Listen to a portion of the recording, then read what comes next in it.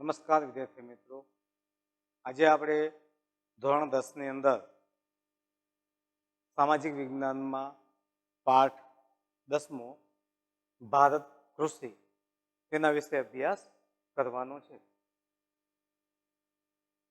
મિત્રો, કૃષિ જે છે એ આપણા દેશનો આત્મા કીધો છે, કારણ કે પ્રાચીન કાળથી માંડી અને હાલના આધુનિક યુગની અંદર પણ ભારતના લોકો જે છે જે આજીવિકા રોજગારી છે એ કૃષિમાંથી મેળવે છે. તો આજે આપણે આ પાઠની અંદર ભારતમાં કૃષિના પ્રકારો કેવી કેવી રીતે ભારતમાં ખેતી થાય છે, પછી ભારતમાં ખેતીની પદ્ધતિઓ કઈ કઈ છે તેની વાત કરવાની છે. ત્યાર પછી ભારતમાં કેવા કેવા પ્રકારના ખેતીના પાક છે એ લેવામાં આવે છે, એટલે કે કયા કયા ખેતીના પાક, ડાંગર, ઘઉં, મકાઈ, કપાસ, મગફળી, કયા ખેતીના પાક છે એની વાત એમાં કરવાની છે. અને પ્રાચીન કાળથી અત્યાર સુધી ખેતીની અંદર ટેકનિકલ અને સંસ્થાકીય રીતે કયા કેવા પ્રકારના સુધારા આવ્યા છે તેની વાત આજે આપણે મિત્રો આ 10મા પાઠની અંદર ભારત કૃષિ તેમાં કરવાના. તો કૃષિ જે છે એ વિદ્યાર્થી મિત્રો આપણા ભારતના નાગરિકો માટેની રોજગારીનું મુખ્ય સંસાધન છે કે જેમાં ભારતના લોકો પોતાની આજીવિકા મેળવે છે. બરાબર? તો અહીંયા આપણે પાઠની શરૂઆત કરી છે કે કૃષિ છે એ ભારત માટે કેટલી મહત્વની છે. તો જો અહીંયા કીધું છે કે પ્રાચીન કાળથી કૃષિ ભારતના મોટાભાગના લોકોની આર્થિક પ્રવૃત્તિ રહી છે. પ્રાચીન કાળથી માંડી અને અત્યાર સુધી ભારતના તમામ લોકો જે છે એ ખેતી ઉપર જ નિર્ભર છે. એટલે કે આપણી જે તમામ પ્રકારની જે નાણાકીય પ્રવૃત્તિ જે થાય છે એ સૌથી આપણે વધુ આવક ખેતીમાંથી મેળવી છે. એટલે કે આર્થિક પ્રવૃત્તિનો મુખ્ય જે સ્ત્રોત છે તે આ કૃષિ છે, ખેતી છે. પછી આજે પણ ભારતની અર્થવ્યવસ્થાનો મુખ્ય આધાર કૃષિ પર રહ્યો છે. આપણા દેશનું છે વાર્ષિક બજેટ જે બને છે તેમાં પણ કૃષિ જે છે, ખેતી છે, તેને ધ્યાનમાં લેવામાં આવે છે. ખેતીને ધ્યાનમાં લઈ અને આપણું અર્થતંત્ર છે તે ચલાવવામાં આવે. એટલે કે આપણું જે આખું અર્થવ્યવસ્થા છે, આપણી જે રોજગારી જે છે, આવક જે છે રાષ્ટ્રની, તે ખેતીને આધારિત છે. આપણા તમામ પ્રકારના ઉદ્યોગો જે છે એ ખેતી ઉપર નિર્ભર છે.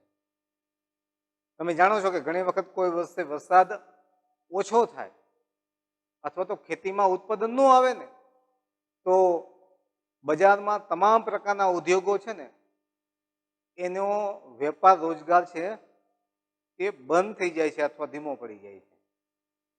પછી એ કાપડની દુકાન હોય કે સોનીની દુકાન હોય કે મોચીની દુકાન હોય, પણ જો ખેતીમાં ઉત્પાદન આવે તો જ આપણું અર્થતંત્ર જે છે એ વ્યવસ્થિત ચાલી શકે છે. એટલે કે આપણું જે સમગ્ર દેશનું જે અર્થવ્યવસ્થા જે છે એ કૃષિ પર આધારિત છે.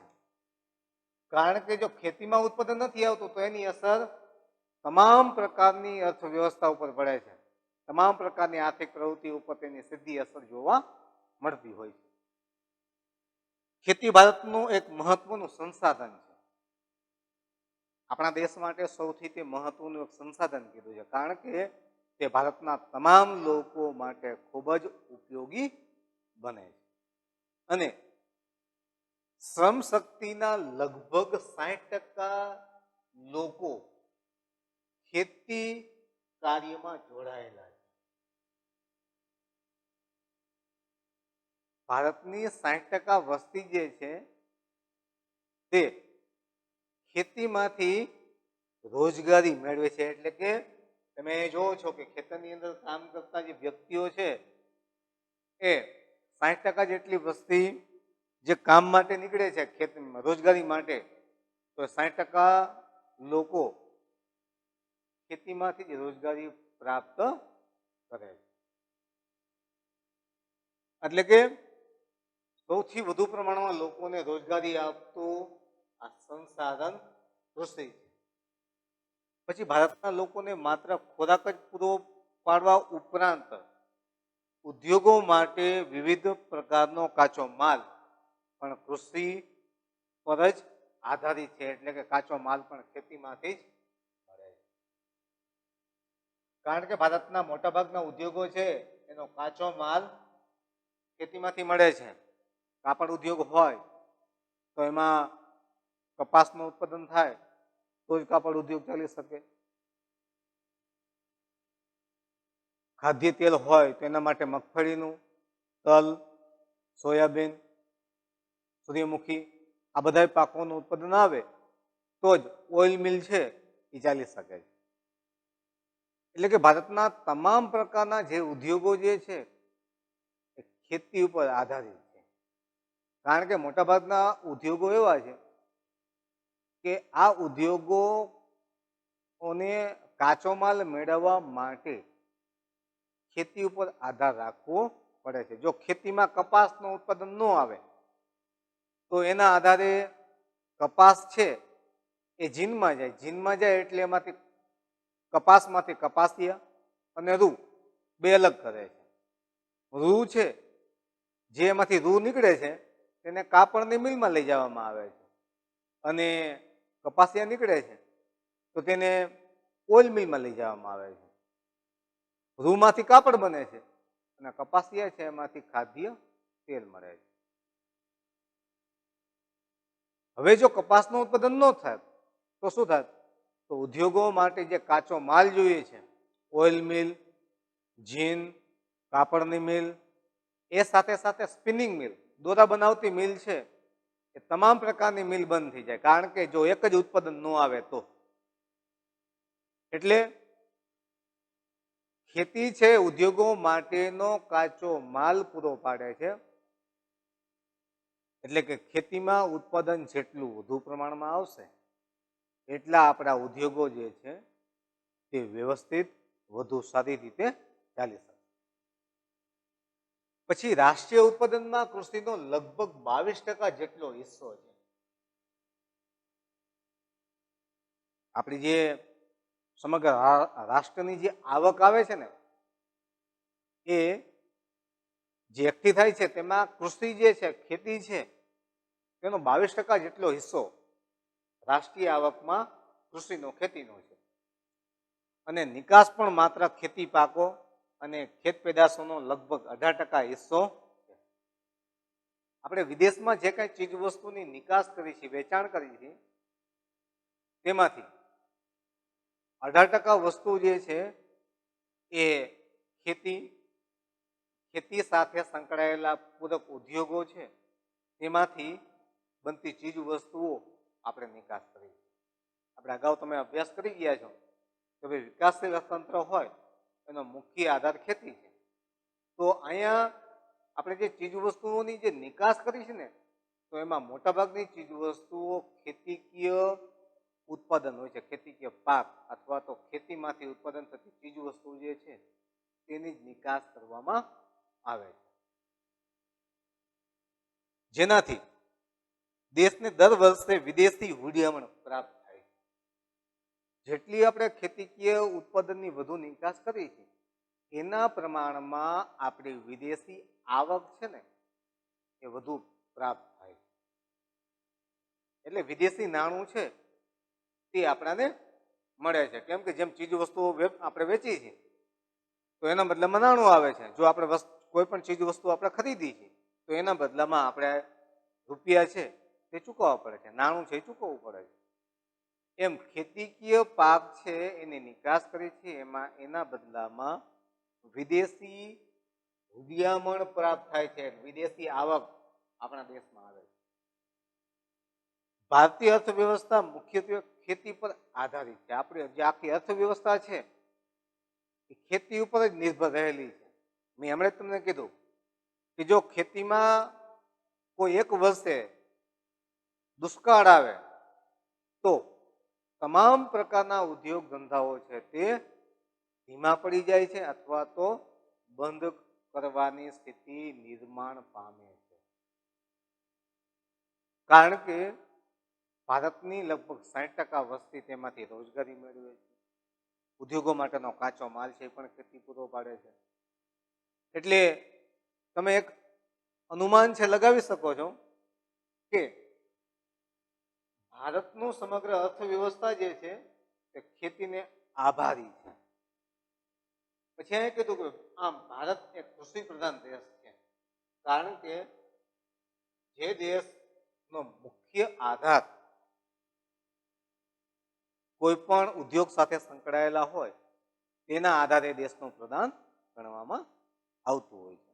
જો વિદ્યાર્થી મિત્રો અહીંયા ઘણી વખત આવો પ્રશ્ન પૂછાય છે કે ભારત એક કૃષિ પ્રધાન દેશ છે, વિધાન સમજાવો.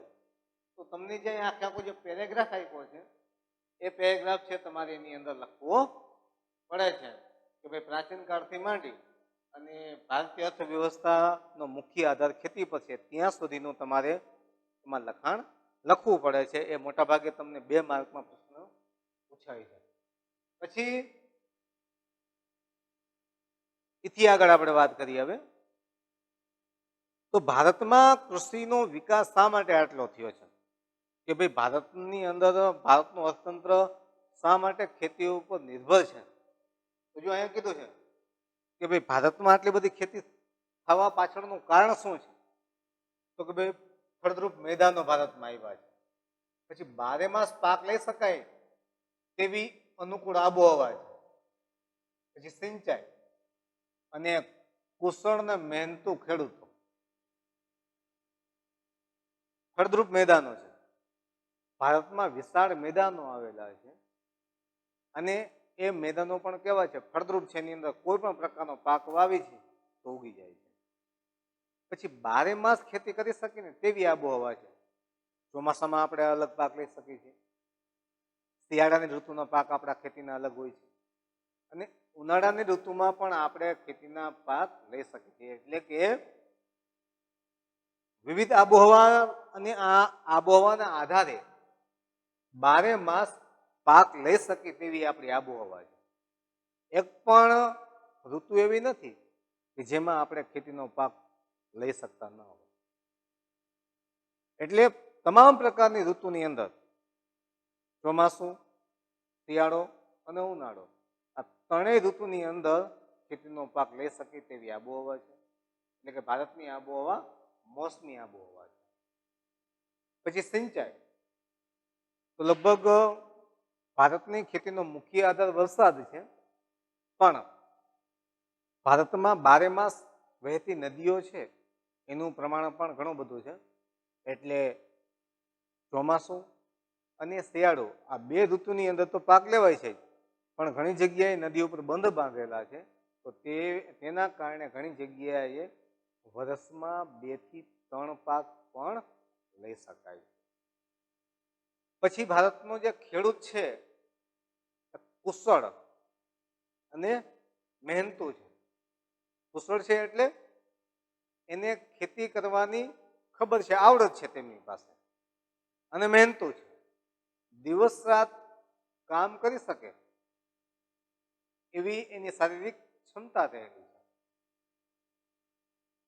વગેરેને લીધે ભારતના મોટાભાગના વિસ્તારની અંદર 2 કે તેથી વધુ પાકનું વાવેતર કરી શકાય છે. અને તેમ છતાં અહીંયા એવું કહે છે કે ભાઈ આ પ્રશ્ન તમને 2 માર્કમાં પૂછાય કે ભાઈ ભારતમાં ખેતી કરવા માટેની અનુકૂળતાઓ કઈ છે. તો 2 માર્કમાં તમારે આટલું લખવું પડે કે વિશાળ ફળદ્રુપ મેદાનો આવેલા છે, 12 માસ ખેતી કરી શકે તેવી આબોહવા છે, સિંચાઈ અને કુશળ અને મહેનતુ ખેડૂતો છે. તેના કારણે ભારતમાં કોઈ પણ વિસ્તારમાં 2 કે તેથી વધુ ખેતીના પાક લઈ શકાય. આવો 2 માર્કનો પ્રશ્ન.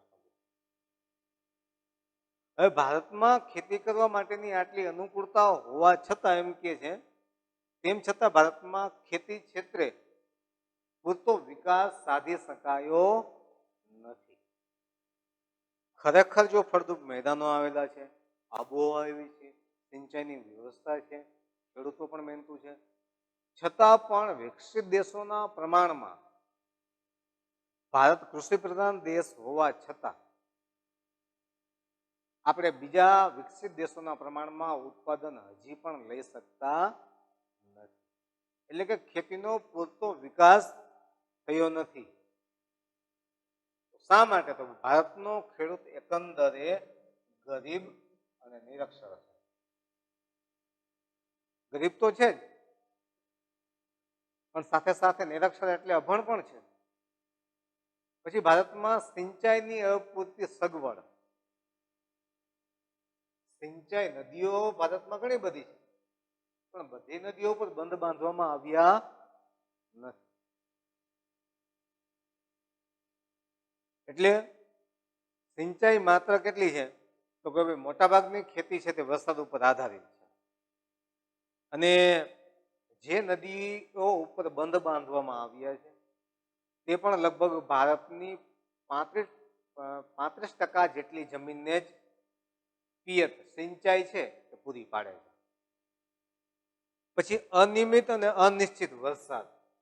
ભારતમાં વરસાદ કેવો છે? તો અનિયમિત અને અનિશ્ચિત છે. વરસાદ ક્યારે આવશે અને કેટલો આવશે એ ભારતમાં નક્કી નથી. બરાબર? પછી વસ્તી વધારો. મિત્રો, ભારતમાં આઝાદી વખતે માત્ર 35 કરોડની વસ્તી હતી. આજે ભારતની વસ્તી જે છે તે 130 કરોડની આસપાસ પહોંચવા આવી. તમે કલ્પના કરો કે ભાઈ ભારતનો વસ્તી વધારો જે છે અને વસ્તીનો મુખ્ય જે આધાર છે તે ખેતી છે. એટલે ખેતી ઉપર વસ્તીનું ભારણ છે તે વધતું જાય. દિવસે દિવસે ખેતીની અંદર લોકોની સંખ્યા છે તે વધતી જાય. તેના કારણે ભારતનો ખેતીનો વિકાસ થઈ શક્યો નથી. પછી કુટુંબનું મોટું કદ. મિત્રો, આઝાદી વખતે લગભગ મોટાભાગના કુટુંબની અંદર 8 થી 10 બાળકો છે એ જોવા મળતા. જ્યારે આજે એના પ્રમાણમાં જોઈએ આપણે તો લગભગ મોટાભાગના કુટુંબમાં 2 અથવા તો 1 જ બાળક હોય. આજે લગભગ 20% કુટુંબો એવા છે કે તેને ત્યાં માત્ર 1 જ સંતાન છે, અને 10% જ વસ્તી એવી છે કે તેને ત્યાં માત્ર 2 જ બાળકો છે. બાકીની જે 60% વસ્તી જે છે તે લોકોને આજે પણ 2 થી વધુ બાળકો છે. એટલે ભારતમાં કુટુંબના કદ મોટા છે. તો સ્વાભાવિક છે કે જેમ કુટુંબના કદ વધે છે એ સાથે સાથે જે ખેતી છે તેના પણ ટુકડા થાય. કેમ કે સમયાંતરે ખેતીના વિભાજન છે એ થતું હોય છે. કુટુંબનું વિભાજન થાય એટલે ન છૂટકે નાના કદના ખેતરો છે એ નિર્માણ પામ્યા. આજે લગભગ મોટાભાગના ખેડૂતો પાસે ખાતેદાર હોય તો એની પાસે 5 કે 10 વીઘા જમીન જોવા મળે છે. જૂજ ક્યાંક એવો ખેડૂત જોવા મળે કે જેમની પાસે 50 વીઘા 100 વીઘા જમીન હોય ખેતી કરવા માટે. જે ખેતી કરે છે એવા લોકો પાસે માત્ર 5 કે 10 વીઘા જમીન છે. એટલે ખેતરના કદ છે નાના બનતા જાય છે. પછી પ્રયોગશીલતા પ્રત્યે ઉદાસીન વલણ. ખેતી કરવાની આપણી કુશળ ને મહેનત છે ખેડૂતની, પણ કઈ જમીનમાં કયો પાક લઈ શકાય, એ જમીનની અંદર કેટલું રાસાયણિક ખાતર જોશે, કઈ દવા એની અંદર છંટકાવ કરવો પડશે, આવા કોઈ પ્રયોગો કરવામાં આવતા નથી. આપણે માંદા પીડા હોય તો આપણે જેમ દવાખાને જાય તો માંદગી માટે આપણે લેબોરેટરી કરાવી છે કે ભાઈ કઈ બીમારી છે એની તપાસ કરાવી છે. તો ખેતીની અંદર પણ ખેતીના જે પાક છે એમાં કોઈ રોગ આવતો હોય અથવા તો ખેતીના પાકની વૃદ્ધિ થતી ન હોય તો ખેતીની જમીનની જે ખેતીનો પાક વાવ્યો છે એ પાકમાં કઈ પ્રકારની રોગચાળો આવ્યો છે, તો એના માટે ખેડૂતે જાતે એ માટે એની લેબોરેટરી કરાવવી પડે. પણ આપણે કોઈ ખેડૂતો ક્યાંય પ્રયોગશીલતા પ્રત્યે ઉદાસીન વલણ, કોઈ ખેડૂત કોઈ પ્રકારનો પ્રયોગ કરાવતો નથી. પછી કીધું રાસાયણિક ખાતર, સુધારેલું બિયારણ, જંતુનાશક દવા, આધુનિક યંત્રો અને વૈજ્ઞાનિક કૃષિ પદ્ધતિનો ઓછો ઉપયોગ. જો અહીંયા કીધું કે રાસાયણિક ખાતર, તો રાસાયણિક ખાતર આપણે પૂરતી માત્રામાં ઉપયોગ આજે પણ કરતા નથી. આજે પણ ભારતના જે ખેડૂતો છે એ દેશી ખાતર જેને કહીએ તેનો જ વપરાશ કરે છે. એટલે રાસાયણિક ખાતર, પછી સુધારેલું બિયારણ જેને કહીએ, કે એવું બિયારણ કે જેમાં ઉત્પાદન ક્ષમતા છે કે વધુ હોય. તો આજે પણ એવા સુધારેલા બિયારણો, આધુનિક યંત્રો, ટ્રેક્ટર, થ્રેસર, પછી દવા છાંટવા માટેના ઇલેક્ટ્રોનિક સાધનો અને વૈજ્ઞાનિક પદ્ધતિઓનો ઓછો ઉપયોગ. વૈજ્ઞાનિક પદ્ધતિ આપણે ખેતી કરતા નથી. આપણા પૂર્વજો જેવી રીતે ખેતી કરતા, આપણા માતા પિતા જેવી રીતે ખેતી કરતા, એ જ પ્રમાણે આજે પણ આપણે ખેતી કરીએ છીએ. તેના કારણે ખેતીની અંદર જે ખરેખર ઉત્પાદન જે આવવું જોઈએ તે આવી શકતું નથી. એટલે ઉત્પાદનનું જે પ્રમાણ જે છે એમાં કોઈ વધારો થતો નથી. પછી કહે છે કે ભાઈ શિક્ષિત વર્ગનું ખેતીમાં ન જોડાવું. ભારતની ખેતી પાછળ રહી છે એનું મુખ્ય કારણ શિક્ષિત વર્ગ. જે વ્યક્તિ ભણેલી ગણેલી છે કે જે વૈજ્ઞાનિક પદ્ધતિઓ સમજી શકે એમ છે, એવી વ્યક્તિઓ ખેતી કરતી નથી. એટલે કે શિક્ષિત વર્ગ છે એને ખેતી સાથે એ ક્યારેય જોડાતા નથી.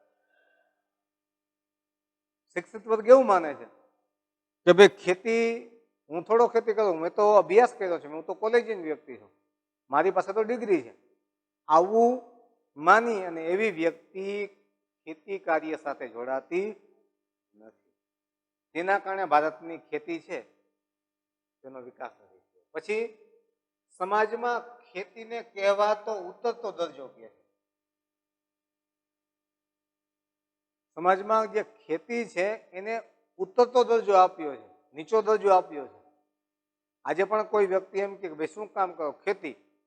તો એવી વ્યક્તિઓ જે છે એને એ કામને નીચું ગણવામાં આવે છે, હલકું કામ ગણવામાં આવે છે. પણ મિત્રો, ખરેખર એ માનસિકતા ખોટી. કારણ કે ખેતીને ઉતરતો જે દરજ્જો આપ્યો છે તેના લીધે સમાજમાં જે શિક્ષિત વર્ગ છે તે ખેતી સાથે જોડાતો નથી. વગેરેને લીધે વૈશ્વિક ઉત્પાદન સામે ભારતમાં ઉત્પાદન પ્રમાણમાં ઓછું છે.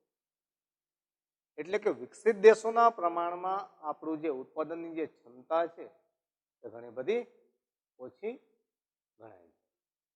કારણ કે વિકસિત જે દેશો જે છે એ દેશોની જે આવક છે એના પ્રમાણમાં આપણે ઘણા બધા પાછળ છીએ. એટલે વૈશ્વિક રીતે ઉત્પાદન ક્ષમતા જોવા જઈએ તો ભારતમાં ખેતીનું ઉત્પાદન પ્રમાણમાં ઓછું આવે. ભારતની ખેતીનું પ્રમાણ, જે ઉત્પાદનની ક્ષમતા ઓછી છે. એટલે કે જો આ પ્રશ્ન તમને અલગથી પૂછાય, કારણમાં પૂછાય કે ભારતમાં ખેતીનો પૂરતો વિકાસ થયો નથી, કારણ કે, અથવા કારણ આપો, આવો પ્રશ્ન પૂછાય તો તમારે આ તમામ પ્રકારની જે વિગત જેમાં આપેલી છે તે લખવી પડે છે. ખરેખર તો ખેતી એ મહત્વનો જ વ્યવસાય છે ભારતના લોકો માટે, છતાં ખેતીનો પૂરતો વિકાસ થઈ શક્યો. ત્યાર પછી આપણે હવે ખેતીના પ્રકારોની વાત કરવાની છે કે ભાઈ ભારતમાં કેવા કેવા પ્રકારની ખેતી થાય છે. ખેતીના પ્રકાર છે એ ઉત્પાદનના આધારે પાડી શકાય, પછી ઉત્પાદનનું પ્રમાણ કેટલું છે અને ખેતીના પાકના આધારે પ્રકાર પાડી શકાય, પછી ખેતીમાંથી કેટલી આવક થાય છે તેના આધારે પ્રકાર પાડી શકાય. આવી રીતે અલગ અલગ રીતે આપણે ખેતીના જે પ્રકારો છે પાડી શકીએ છીએ. પણ અહીંયા ખેતી કરવાની જે પદ્ધતિ છે એને ધ્યાનમાં રાખી અને આપણે એના પ્રકારો પાડ્યા છે કે કયા કયા સ્વરૂપની ખેતી છે એ ભારતમાં થાય છે.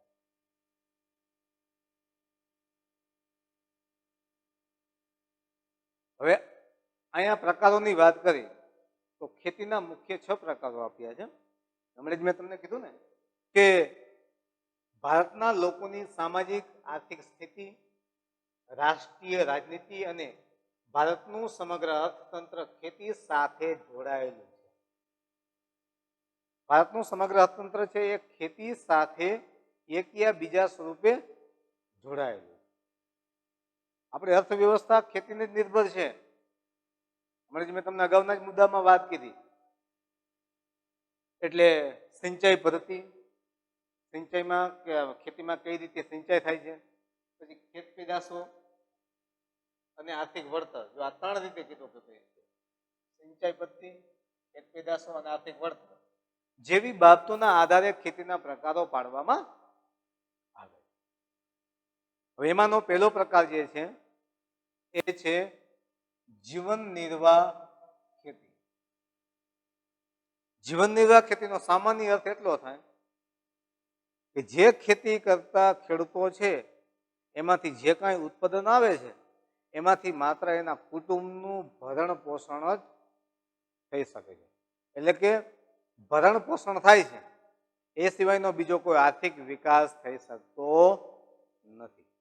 આવી ખેતીને જીવન નિર્વાહ એટલે વ્યક્તિના કુટુંબનું જીવન છે એ ટકી રહે આવી જે પ્રવૃત્તિ કરતા હોય ખેતી સાથે અને ઉત્પાદન લેતા હોય તો એને જીવન નિર્વાહ ખેતી કીધી છે.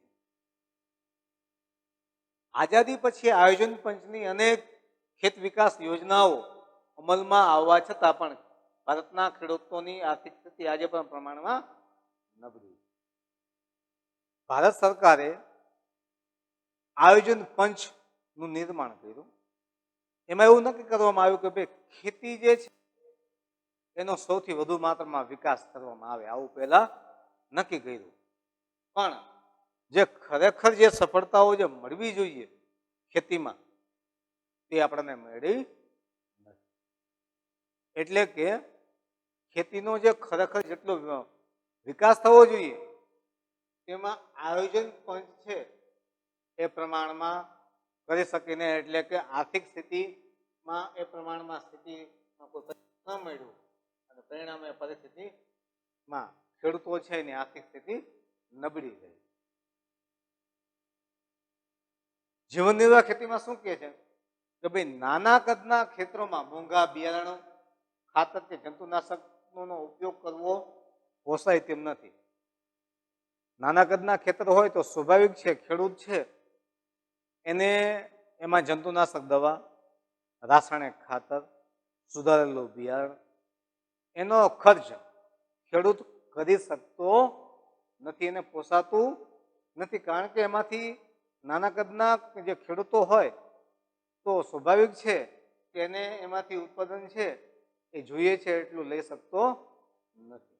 એટલે તેના કારણે ખેડૂત છે એ મોંઘા બિયારણો, રાસાયણિક ખાતર અને જંતુનાશક દવાનો ઉપયોગ કરવો તેને પોસાય તેમ નથી.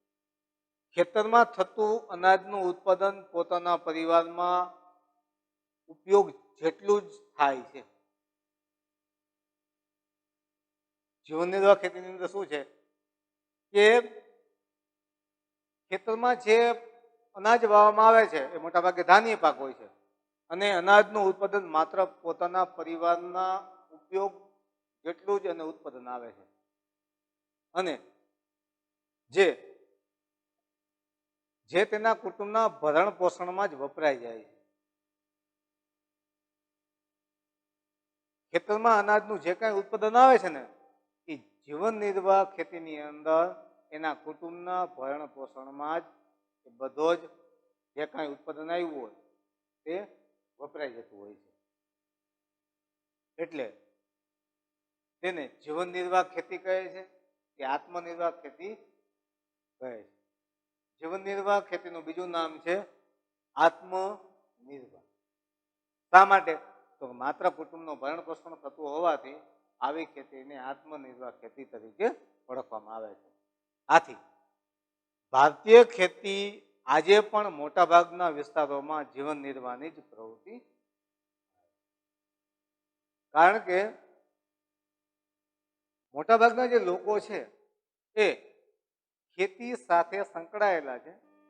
પરિણામે શું થયું છે તો કે ભાઈ મોટાભાગના વિસ્તારમાં ની આર્થિક પ્રવૃત્તિ છે એ પોતાના કુટુંબનું ભરણ પોષણ થઈ શકે તેવી જીવન નિર્વાહ ખેતીની પદ્ધતિના આધારે જ ખેડૂતો ખેતી કરતા હોય છે. બરોબર, એટલે ખેડૂત છે એનું માત્ર અહીંયા કુટુંબનું ભરણ પોષણ થઈ શકે તેવી ખેતી. પછી બીજો પ્રકાર જે છે એ છે સૂકી ખેતી. સૂકી ખેતી એટલે કે જેમાં વરસાદનું પ્રમાણ જ્યાં ઓછું હોય અથવા તો સિંચાઈની માત્રા જ્યાં ઓછી હોય અને ખેતી કરવામાં આવતી હોય તો એવી ખેતીને સૂકી ખેતી તરીકે ઓળખવામાં આવે છે. શું કે છે કે વરસાદ ઓછો પડે છે, સિંચાઈની અપૂરતી સગવડ અને માત્ર વરસાદ પર આધારિત હોય તેવા વિસ્તારમાં માત્ર જમીનમાં સંગ્રહાયેલા ભેજના આધારે જ એક જ પાક લેવામાં આવે છે તેને સૂકી ખેતી કહે છે. શું કહે છે? વરસાદ ઓછો તેવી જગ્યાએ જે ખેતી કરવામાં આવે છે એને આપણે સૂકી ખેતી કહીએ છીએ. એટલે કે જમીનમાં ભેજ સંગ્રહાયેલના આધારે માત્ર એક જ પાક લેવામાં આવે છે. વરસાદ ઓછો પડતો હોય, સિંચાઈની સગવડ ઓછી હોય અને વરસાદ પર આધારિત હોય અને જમીનમાં ભેજ સંગ્રહાયેલો હોય અને ભેજના સંગ્રહાયેલના આધારે જે એક જ પાક લેવામાં આવે છે તેને આપણે સૂકી ખેતી કહીએ છીએ. તો સૂકી ખેતીમાં અહીં જુવાર, બાજરી અને કઠોળ જેવા કે જે પાણીની જરૂરિયાત ઓછી છે એવા ખેતીના પાક થાય છે. કારણ કે જુવાર, બાજરી અને કઠોળ છે તે ઓછા પાણીની જરૂરિયાત વાળા ખેતીના પાક છે. ગુજરાતમાં ભાલ પ્રદેશમાં ચોમાસું પૂરું થાય ત્યારબાદ ભેજવાળી જમીનમાં આ રીતે ઘઉં અને ચણાનો પાક લેવામાં આવે છે. ગુજરાતનો ભાલ પ્રદેશ છે ત્યાં ચોમાસું ઋતુ પૂરું થાય એટલે કે શિયાળાની ઋતુની શરૂઆત થાય તો ભાલ પ્રદેશમાં ઘઉં ને ચણાનો પાક જમીનમાં જે ભેજ સંગ્રહાયેલો છે તેના આધારે લેવામાં આવે છે. ત્યાર પછી પાંચમો પ્રકાર આવશે, ત્રીજો જે પ્રકાર જે છે એ આવશે એની અંદર છે એ આદ્ર ખેતી. તો આદ્ર ખેતી કેને કીધી છે? તો કે જ્યાં વરસાદનું પ્રમાણ વધુ છે, સિંચાઈની સગવડ પણ વધુ છે તેવા વિસ્તારમાં આદ્ર ખેતી કરવામાં આવે છે. આદ્ર એટલે જમીનમાં વધુ માત્રામાં ભેજ સંગ્રહાયેલો હોય અથવા તો વરસાદનું પ્રમાણ વધુ હોય, જ્યાં વધુ વરસાદ થતો હોય. દાખલા તરીકે આ ડાંગરનો પાક લેતા આ ડાંગરનો પાક છે એને જમીનની અંદર ખેતરની અંદર પાણીમાં જ એને રોપા છે એને રોપવા પડે છે ત્યારે આ ડાંગરનો પાક થતો હોય છે. તો વધુ વરસાદ અને સિંચાઈની સગવડ વધુ હોય તેવા વિસ્તારમાં જે ખેતી થાય તેને આદ્ર ખેતી અથવા તો ભીની ખેતી કહે છે. વરસાદ ન પડે અને ઓછો પડે તો ત્યારે સિંચાઈ દ્વારા વર્ષમાં એક કરતા વધુ પાક થાય છે. આદ્ર ખેતીની અંદર વરસાદ ઓછો પડતો હોય તો તેવી જગ્યાએ સિંચાઈ દ્વારા પણ એકથી વધુ પાક લઈ શકાય છે. અને જેમાં મોટા ભાગે ડાંગર, શેરડી, કપાસ, ઘઉં અને શાકભાજીના પાક છે તે લઈ શકાતા હોય છે. આ આદ્ર ખેતી છે એના મુખ્યત્વે જે પાક છે જેમાં સૌથી પાણીની વધુ જરૂરિયાત હોય તેવા આ પાક છે. એમાં ડાંગર અને શેરડી છે એ સૌથી વધુ માત્રામાં પાણીની જરૂરિયાત વાળા પાક લેવામાં આવે છે. પછી ચોથો પ્રકાર જે આવે છે એ છે સ્થળાંતરિત ખેતી અથવા તો એને ઝૂમ ખેતી પણ કહે છે. હવે ઝૂમ ખેતી અથવા સ્થળાંતરિત ખેતી શા માટે કીધી? તો કે ભાઈ આ પ્રકારની ખેતીમાં જંગલોના વૃક્ષોને કાપીને તેને સળગાવી જમીન સાફ કરી અને ત્યાં ખેતી કરાય છે. શું કરવામાં આવે છે? પહેલા આ જંગલના વૃક્ષો છે તેને કાપી નાખવામાં આવે છે, પછી સળગાવે છે અને જમીન સાફ કર્યા પછી અહીંયા ખેતી કરવામાં આવે છે. એટલે આ ખેતીને ઝૂમ ખેતી કીધી છે. અહીં 2-3 વર્ષ ખેતી કરાય છે. 2-3 વર્ષ ખેતી કર્યા પછી જમીનની ફળદ્રુપતા ઘટતા આ વિસ્તાર છોડી અને બીજી જગ્યાએ આ જ રીતે ખેતીની શરૂઆત કરવામાં આવે. અહીંયા 2-3 વર્ષ ખેતી કરી એટલે આ જમીનની ફળદ્રુપતા ઘટી ગઈ. વળી પાછું આ જમીન છોડી દે છે આદિવાસી લોકો, વળી બીજી જગ્યાએ વળી પાછા જંગલના વૃક્ષો કાપે છે, સળગાવે છે, જમીન સાફ કરે છે, વળી પાછી ત્યાં આવી રીતે ખેતી કરે છે. એટલે આવી ખેતી છે એને ઝૂમ ખેતી કહે છે. કેમ કે અહીંયા ખેડૂત છે એ કાયમી ધોરણે કોઈ એક જ ખેતરની અંદર સ્થાયી રહેતો નથી. 2-3 વર્ષે જમીનની ફળદ્રુપતા ઘટે છે એટલે એ ખેતીની જે જમીન છે તેને છોડી દે છે, એટલે એને સ્થળાંતરિત ખેતી કહેવામાં આવે છે. અહીં ખેતીમાં ધાન્ય પાક કે શાકભાજી જ ઉગાડે છે. મોટાભાગે ધાન્ય પાકની અંદર બાજરી, જુવાર, મકાઈ અથવા તો કઠોળ વર્ગના પાક છે લેવામાં આવે છે. આ ખેતીમાં ઉત્પાદન ખૂબ ઓછું થાય છે, કારણ કે અહીંયા રાસાયણિક ખાતર, જંતુનાશક દવા, સુધારેલું બિયારણ કે યાંત્રિક સાધનોનો ઉપયોગ કરવામાં આવતો નથી. એટલે અહીંયા ઝૂમ ખેતીમાં ઉત્પાદન પ્રમાણમાં ઓછું આવે છે. પછી આવશે બાગાયતી ખેતી. બાગાયતી ખેતી એટલે પહેલા ખેતી કરવા માટે આગોતરો એનો બગીચો બનાવવો પડે. જેમ કે કેરીનો પાક લેવો હોય તો આંબાનો બગીચો બનાવવો પડે. દાડમનો પાક લેવો હોય તો દાડમના વૃક્ષો છે એનો બગીચો બનાવવો પડે. ચીકુ છે, ચીકુનો પાક લેવો હોય તો ચીકુનો બગીચો બનાવવો પડે. સંતરા છે કે મોસંબી, નારંગી અથવા નારેડી એ બધાના બગીચા બનાવ્યા પછી એનો પાક લઈ શકાય. એટલે કે ખેતરમાં એને વિશાળ પ્રમાણમાં એનો પહેલા બગીચો બનાવો. દાખલા તરીકે આ નાળિયેરીનો પાક છે તો એનો પહેલા નાળિયેરી છે એના વૃક્ષોનો બગીચો બનાવ્યો, ઉછેરવામાં આવ્યા, ત્યાર પછી એમાં ઉત્પાદન લેવામાં આવે એટલે એને બાગાયતી ખેતી કીધી. બાગાયતી એટલે બગીચો બનાવી અને ખેતી કરવામાં આવે તેને બાગાયતી ખેતી કહે છે. બાગાયતી ખેતી એક ખાસ પ્રકારે થતી ખેતી છે, કારણ કે આની અંદર ઘણી બધી વ્યવસ્થાઓ અને એ સાથે સાથે અન્ય વૈજ્ઞાનિક પદ્ધતિઓ એ બધાનો ઉપયોગ કરી અને ખેતી કરવી પડતી હોય છે. હવે બાગાયતી ખેતીમાં મોટા ભાગે રબર, ચા, કોફી, કોકો, નાળિયેર ઉપરાંત સફરજન, કેરી, સંતરા, દ્રાક્ષ, આંબળા, લીંબુ, ખારેક કે ખલેલા વગેરે ફળોની ખૂબ જ માવજત સાથે ખેતી કરાય છે. આ તમામ પ્રકારના જે ફળ કીધા તો ભાઈ સફરજનનું તમારે ઉત્પાદન લેવું હોય તો સફરજનના વૃક્ષો છે, બગીચો છે બનાવવો પડે. કેરી માટે આંબાના વૃક્ષો છે ઉગાડવા પડે. સંતરા માટે સંતરાના વૃક્ષો ઉગાડવા પડે. દ્રાક્ષની ખેતી કરીએ તો દ્રાક્ષના વેલાઓ છે એનો બગીચો બનાવવો પડે. આંબળા માટે આંબળાના વૃક્ષો ઉછેરવા પડે. લીંબુ માટે લીંબુના વૃક્ષો છે એનો બગીચો બનાવવો પડે. ખારેક માટે કે ખલેલા માટે પણ તમારે બગીચો બનાવી અને એની ખૂબ જ માવજત રાખવી પડે છે. કારણ કે બાગાયતી ખેતીમાં જ્યારે તમે એનું વાવેતર કરો છો, વાવેતર કર્યા પછી સરેરાશ લગભગ 3-4 વર્ષ પછી તેમાંથી ઉત્પાદન આવવાની શરૂઆત થાય છે. એટલે ઉત્પાદન છે એ મોડું આવે છે.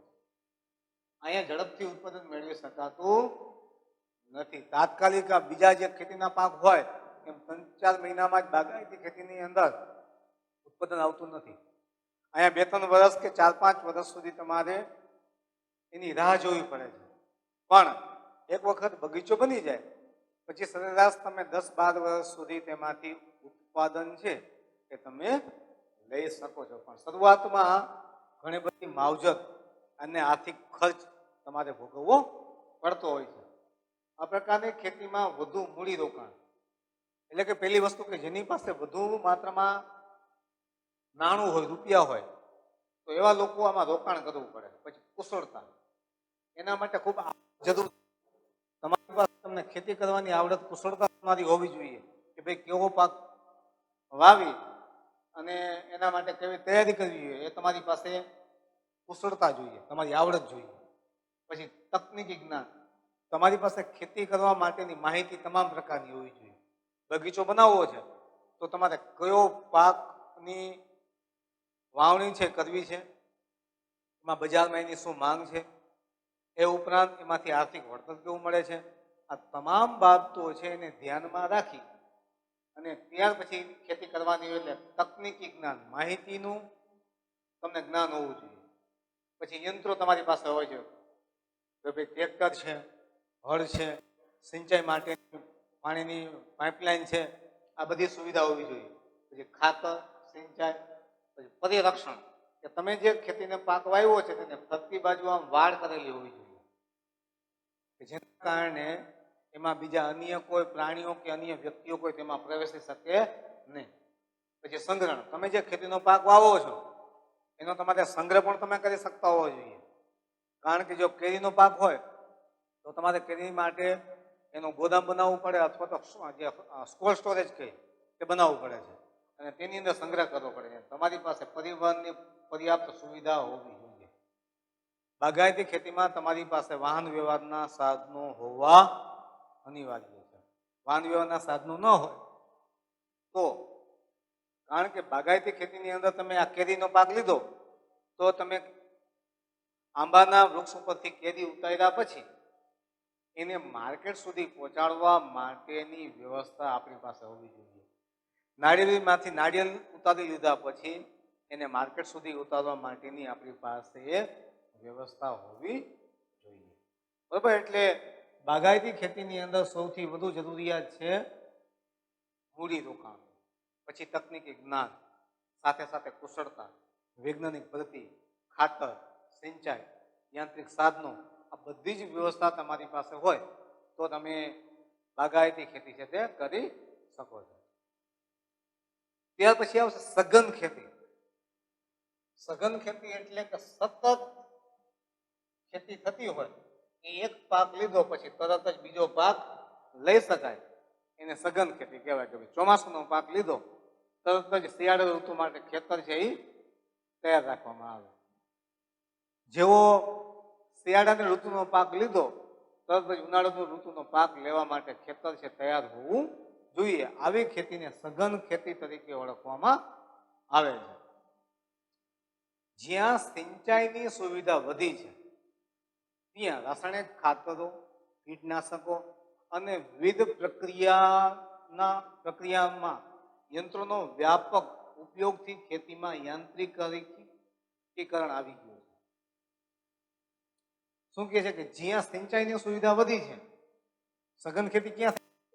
તો કે ભાઈ સિંચાઈની સુવિધા પહેલી જો ખેતી માટે સૌથી વધુ છે પાણી. પાણીની સુવિધા વધારે હોય, પછી રાસાયણિક ખાતર અને કીટનાશક એટલે જંતુનાશક દવા અને વિવિધ પ્રક્રિયા કરવા માટે એના માટેના યંત્રો વ્યાપક માત્રામાં ઉપયોગથી આ જે ખેતી છે તે યાંત્રિકરણ થતું.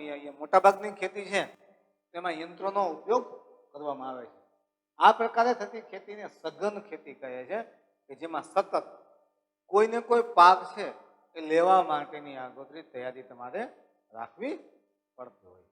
એટલે કે સઘન ખેતીની અંદર યાંત્રિકરણ અનિવાર્ય છે. આ પ્રકારે થતી ખેતી છે સઘન ખેતી છે. અને આ ખેતીમાં રોકડિયા પાકનું વાવેતર વધારે કરાય છે. રોકડિયા પાક એટલે કે દાખલા તરીકે કપાસ, શેરડી, શણ, તમાકુ, આ રોકડિયા પાક છે કે જેનું તમે સીધું જ વેચાણ તમે માર્કેટ યાર્ડમાં કરી શકો એવા પાકને રોકડિયા પાક કહેવાય. ખેતરમાં કપાસ વાવ્યો તો કપાસ છે એનું રૂ છે તમે સીધું જ માર્કેટમાં વેચી શકો. શેરડી છે તો શેરડી તમે સીધી જ માર્કેટમાં વેચી શકો. કોઈ પ્રકારની પ્રોસેસ કર્યા વિના, એટલે કે સીધો જ પાક છે બજારમાં વેચી શકાય ને સીધી મૂડી આપણી હાથમાં આવે, એટલે એવા પાકને અહીંયા આપણે રોકડિયા પાક તરીકે ઓળખવામાં આવે છે. અહીં હેક્ટર દીઠ ઉત્પાદન પ્રમાણમાં ખૂબ જ વધારે થયેલ છે અને આ પ્રકારની ખેતી હેઠળ નો વાવેતર વિસ્તાર સતત વધતો જાય છે. આજે રોકડિયા પાકોનું જે વાવેતર જે છે એ પ્રમાણ સતત વધતું જોવા મળે છે. આ ખેતીમાં આર્થિક વર્તનને મહત્વ અપાતું હોવાથી તેને વેપારી ખેતી પણ કહે છે. કારણ કે રોકડિયા પાકો છે તેમાં વળતર છે વધુ મળતું હોય છે, એટલે આ ખેતીને બીજું નામ આપવામાં આવ્યું છે વેપારી ખેતી પણ કીધી છે. બરાબર વિદ્યાર્થી મિત્રો, અહીંયા આપણે ખેતીના પ્રકારો છે એ 6 પ્રકાર આપણે સમજ્યા કે જીવન નિર્વાહ ખેતી, સૂકી ખેતી, પછી આદ્ર ખેતી, સ્થળાંતરિત ખેતી, ઝૂમ ખેતી અને સઘન ખેતી. બરાબર, આ મુખ્ય 6 પ્રકાર સમજ્યા. હવે આવશે કૃષિની પદ્ધતિઓ. ખેતી છે કઈ કઈ પદ્ધતિએ કરવામાં આવે છે, કારણ કે ખેતી કરવા માટેની અલગ અલગ પદ્ધતિઓનો ઉપયોગ છે એ કરવામાં આવી રહ્યો છે. જો ભારતમાં સજીવ ખેતી, ટકાઉ ખેતી અને મિશ્ર ખેતી વિવિધ ખેત પદ્ધતિઓ પ્રચલિત છે. આ મુખ્ય 3 પદ્ધતિઓ છે કે સજીવ ખેતી, ટકાઉ ખેતી અને મિશ્ર ખેતી. સજીવ ખેતી કોને કીધી? તો કે ભાઈ સજીવ ખેતી તો કે જે પ્રમાણે રાસાયણિક ખાતર, કીટનાશકોનો વપરાશ થઈ રહ્યો હતો તેનાથી રસાયણોની નુકસાનકારકતા અસરો પણ ધીરે ધીરે વર્તાવા લાગી છે. ખેતરની અંદર રાસાયણિક ખાતર, જંતુનાશક દવાનો જો વપરાશ થયો તો એ માનવ શરીર માટે ખૂબ જ નુકસાનકારક હતું એ સાબિત થવા માંડ્યું. એટલે ધીમે ધીમે આ સજીવ ખેતી છે એ થવાની શરૂઆત થઈ, કારણ કે અનાજ, કઠોળ તથા ફળોમાં રસાયણ અને જંતુનાશકોની હાજરીને લીધે લોકોના સ્વાસ્થ્ય પર તેની વિપરીત અસર થઈ. આપણે જે કાંઈ રાસાયણિક ખાતર, જંતુનાશક દવા ખેતી માટે વાપરી છે તો એ માનવ શરીર માટે ખૂબ જ નુકસાનકારક છે. એટલે આજે ઓર્ગેનિક જે ફાર્મિંગ ખેતી છે થઈ રહેલી છે, જેની અંદર કોઈ પ્રકારના રસાયણો કે જંતુનાશક દવાનો ઉપયોગ કરવામાં આવતો નથી. પર્યાવરણ પણ વધારે નુકસાન થઈ ગયું. આના કારણે શું થયું? રાસાયણિક ખાતર અને જંતુનાશક દવાનો વધુ માત્રામાં ઉપયોગ થયો એટલે પર્યાવરણના ઘણા બધા જીવજંતુઓ છે, તે પશુ પક્ષીઓ અને પ્રાણીઓ છે એ તેનાથી મૃત્યુ પામ્યા. સાથે સાથે ઘણી બધી વનસ્પતિ છે તે પણ તેનાથી નાશ થયેલી છે. એટલે પર્યાવરણ માટે ખૂબ જ નુકસાન થયું છે. જમીનની ઉત્પાદકતા અને ફળદ્રુપતા ઘટવા લાગ્યા છે. રાસાયણિક ખાતર અને જંતુનાશક દવાના કારણે જમીનની ફળદ્રુપતા ઘટી છે. સાથે સાથે એમાં એવું પણ કહે છે કે ઉત્પાદન છે એ પ્રમાણમાં ઘટ્યું છે, જેના કારણે લાંબા સમય પછી આ જમીનમાંથી પાકનું ઉત્પાદન અને ગુણવત્તા બંને ઘટી ગયા. બંને વસ્તુ ઘટી. જો ઉત્પાદન અને ગુણવત્તા બંને ઘટી. શા માટે? જમીનમાં લાંબા સમય સુધી રાસાયણિક ખાતર અને જંતુનાશક દવાનો વપરાશ થવાના કારણે શરૂઆતમાં ધીમે ધીમે ઉત્પાદન ઘટે છે અને સાથે સાથે એની ગુણવત્તા પણ ઘટી છે. એમાં કોઈ પ્રકારનો જે રાસાયણિક ખાતર અને જંતુનાશક દવાનો ઉપયોગ કરીને જે ખેતીના પાક લેવામાં આવે, પછી એ ધાન્ય પાક હોય, ફળફળાદીના હોય કે શાકભાજીના પાક હોય, પણ એમાં કોઈ પ્રકારનો સ્વાદ છે એ આવતો નથી અને સ્વાસ્થ્ય માટે નુકસાનકારક છે, એટલે એની ગુણવત્તા છે એ પણ ઘટી છે.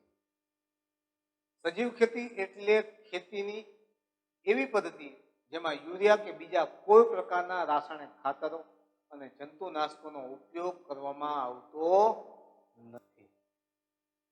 જો વિદ્યાર્થી મિત્રો અહીં શું કીધું, સજીવ ખેતી એટલે એવી ખેતી કીધી છે કે જેમાં યુરિયા અથવા એ સિવાયના બીજા કોઈ પ્રકારના ખાતરનો, જંતુનાશક દવા કે રાસાયણિક ખાતરનો પણ ઉપયોગ કરવામાં આવતો નથી અને જે ઉત્પાદન લેવામાં આવે છે એવી ખેતીને સજીવ ખેતી કહે છે, અથવા તો આપણે તેને ઓર્ગેનિક ખેતી પણ, ઓર્ગેનિક ફાર્મિંગ ખેતી કહે છે. પાકના પોષણ માટે અહીં સજીવ ખેતીની અંદર પાકના રક્ષણ માટે શું કીધું છે? એના પોષણ માટે છાણિયું ખાતર, પછી અળસિયાનું ખાતર, કમ્પોસ્ટ ખાતર વગેરે તથા પાક સંરક્ષણ માટે ગૌમૂત્ર, લીમડાનું દ્રાવણ અને છાણ વગેરે વાપરવામાં આવે છે. જો પાકને પોષણ માટે શું કીધું? રાસાયણિક અહીંયા કીધું છાણિયું ખાતર, એટલે પશુઓ છે, ગાયો ભેંસું ઘેટા બકરા હોય તો એનું જે છાણ હોય એ છાણ ખેતરમાં ખાતર તરીકે ઉપયોગ થાય. પછી અળસિયાઓ જમીનની અંદર થતા હોય છે, એ અળસિયાઓનું ખાતર તેમાં નાખવામાં આવે.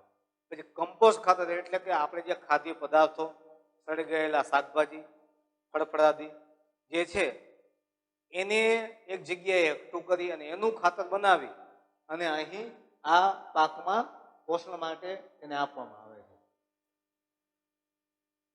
પછી પહેલા જે પાકના રક્ષણ માટે જંતુનાશક દવાનો ઉપયોગ થતો, તો એની જગ્યાએ અહીંયા શું થાય છે? ગૌમૂત્રનો, લીમડાના દ્રાવણનો અને છાણનો વપરાશ થાય છે. સજીવ ખેતીની પેદાશો પોષણયુક્ત હોય છે, એટલે કે જૈવિક ખેતી એને પણ કીધી છે. સજીવ ખેતીનું બીજું નામ છે જૈવિક ખેતી, કે જે પોષણ માટે, આપણા સ્વાસ્થ્ય માટે ખૂબ જ ઉપયોગી છે. આપણું જે સ્વાસ્થ્ય છે એ સારું રહે છે. એમાં કુદરતી મીઠાશ, સ્વાદ અને સોડમ હોય છે, એટલે કે સુગંધ હોય છે. એમાં સ્વાદ પણ સારો હોય છે અને મીઠાશ પણ સારી હોય છે, અને એમાં જે એની જે ફ્લેવર, સુગંધ છે એ પણ સારી આવતી હોય છે. તેમાં વધુ અનાજ, વિટામિન અને જીવનશક્તિ આપતા તત્વો છે.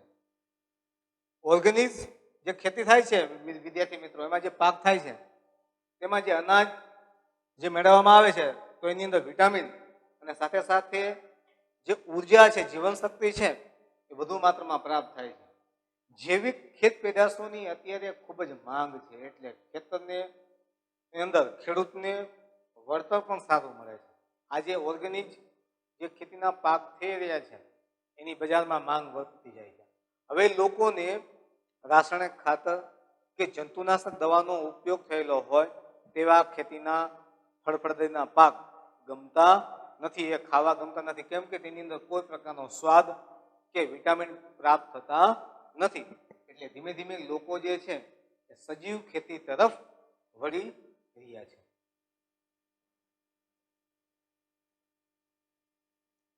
પછી આવશે ટકાઉ ખેતી. ટકાઉ ખેતી એટલે શું? કે ખેતીની અંદર ઉત્પાદન છે જાળવી રાખવું છે. તો સ્વાભાવિક છે કે તમારે લાંબા સમય સુધી જો ઉત્પાદન જાળવવું હોય તો આ ખેતીમાં જમીનની ફળદ્રુપતા લાંબા સમય સુધી જળવાઈ રહે તે માટે પાકની ફેરબદલી કરવામાં આવતી હોય છે. કે ભાઈ ચોમાસામાં એક ઋતુની અંદર કપાસ વાવ્યો તો આવતા વર્ષે વળી પાછું તેની અંદર મગફળી વાવે, પછી ત્રીજા વર્ષની અંદર તલીનો પાક વાવે. એટલે કે સતત ખેતીના પાક છે એની ફેરબદલી થાય છે. પછી અહીંયા ખેતીની અંદર એના પોષણ માટે રાસાયણિક ખાતરનો જરૂરિયાત પૂરતો ઉપયોગ થાય છે. ખેતીના પાકને રક્ષણ આપવા માટે કે એની અંદર જરૂરિયાત હોય એ પ્રમાણે તેને ખાતર આપવામાં આવે છે. એ ઉપરાંત જો કોઈ ખેતીના પાકમાં કોઈ જંતુ બેસી ગયા હોય તો કીટક એટલે કે જંતુને મારવા માટે જંતુનાશક દવા અને નિયંત્રણ થાય છે, એટલે કે નિંદણ વધારાનું જે ઘાસ ઉગે છે એને દૂર કરવા માટે તેમાં દવાનો છંટકાવ છે કરવામાં આવતો હોય છે. જરૂરિયાત માત્રામાં ખાતર નખાય છે, દવાનો છંટકાવ થાય છે. માટે જંતુનાશકને બદલે અહીંયા જૈવિક નિયંત્રણ એટલે કે ખેતરની ફરતી બાજુએ વાડ છે એ પણ તારની બનાવવામાં આવતી હોય છે. પછી જળ સંરક્ષણ માટે જળ સંરક્ષણ વગેરે બાબતોની વિશેષ કાળજી લેવામાં આવે છે. પાણીના સંગ્રહ માટેની વ્યવસ્થા પણ અહીંયા કરવામાં આવતી હોય છે. આ બધી બાબત છે એ ટકાઉ ખેતીની અંદર જોવામાં આવે. ટકાઉ ખેતીની અંદર રાસાયણિક ખાતર, જંતુનાશક દવા, નિયંત્રણ આ બધી બાબતો જરૂરિયાત માત્રામાં જ તેનો ઉપયોગ થતો હોય છે. પછી આવશે મિશ્ર ખેતી. હવે ખેતીની સાથે સાથે બીજી પૂરક પ્રવૃત્તિ થતી હોય તો એવી ખેતીની મિશ્ર ખેતી કીધી છે. આ ખેતીમાં ખેતી સાથે સાથે પશુપાલન કરવામાં આવે છે, મરઘા અને બતકા ઉછેર કરવામાં આવે છે, પછી મધમાખીઓનો ઉછેર કરવામાં આવે છે, મત્સ્ય ઉછેર પણ કરવામાં આવે છે, જેવી પ્રવૃત્તિ પણ કરવામાં આવે છે. ખેતી તો થાય છે, ખેતીના મુખ્ય પાક તો લેવાય છે, પણ એની સાથે સાથે પશુપાલન, મરઘા કે બતકા ઉછેર કેન્દ્ર, મત્સ્ય પ્રવૃત્તિ, મધમાખી ઉછેર જેવા કેન્દ્રો છે એ પણ ખેતીના કોઈ એક ભાગની અંદર એની સાથે જ કરવામાં આવતા હોય છે. આવી ખેતીને મિશ્ર ખેતી તરીકે ઓળખવામાં આવે છે. વિદ્યાર્થી મિત્રો, આજે બસ આટલું. ધન્યવાદ.